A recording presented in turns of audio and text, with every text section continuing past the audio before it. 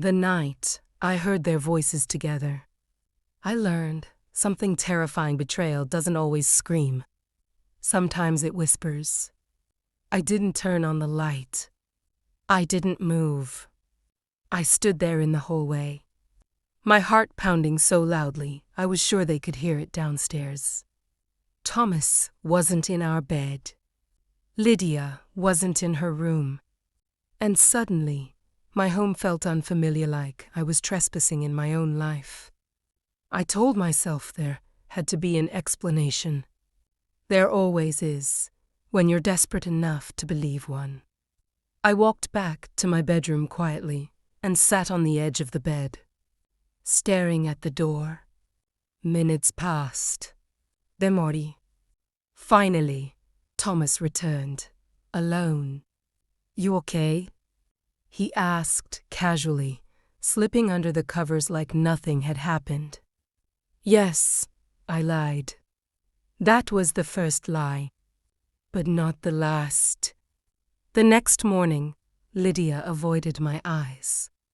She spoke softly, carefully, like someone choosing words instead of telling the truth. Thomas kissed my forehead before leaving for work, something he hadn't done in months. That kiss confused me more than comforted me. Throughout the day, my mind replayed the whispers, the timing, the silence. I wanted to ask Lydia directly, sister to sister, woman to woman. So that afternoon, I did.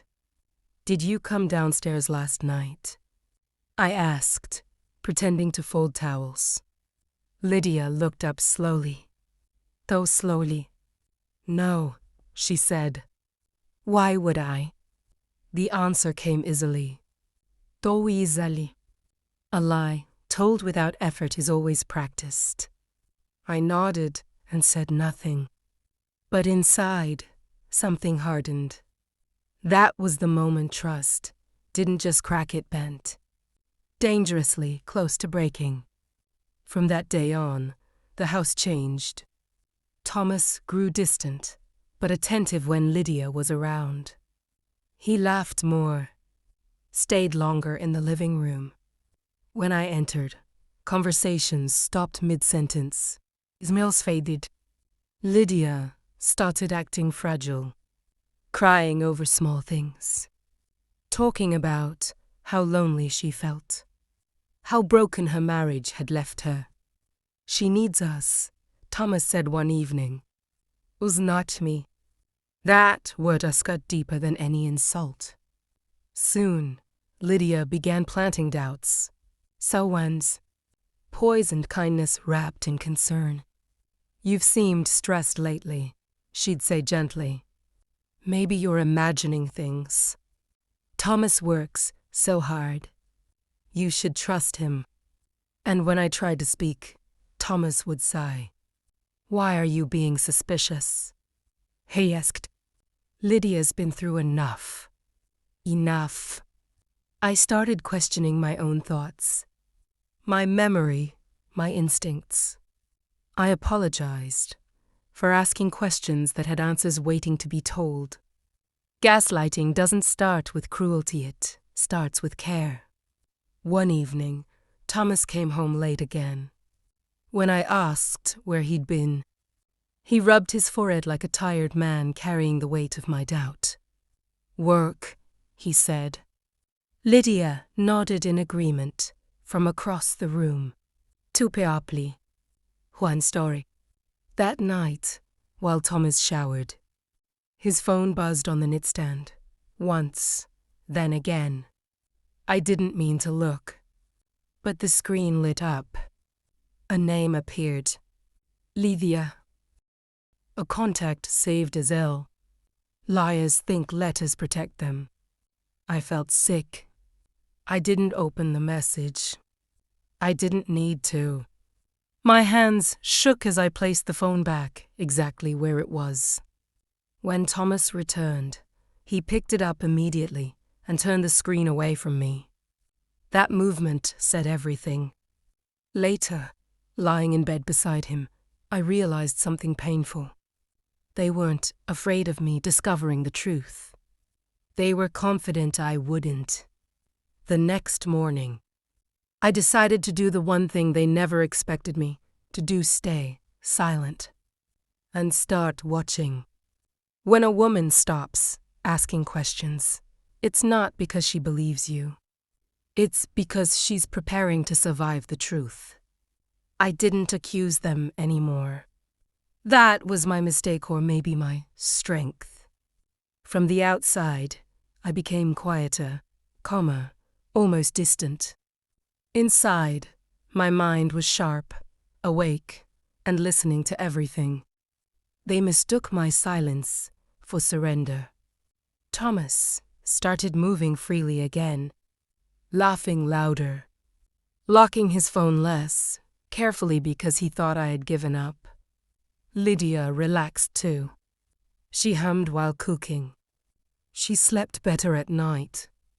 Guilt only stays heavy when it's watched. I began noticing patterns. Thomas left for work earlier on Wednesdays. Lydia always had errands those mornings.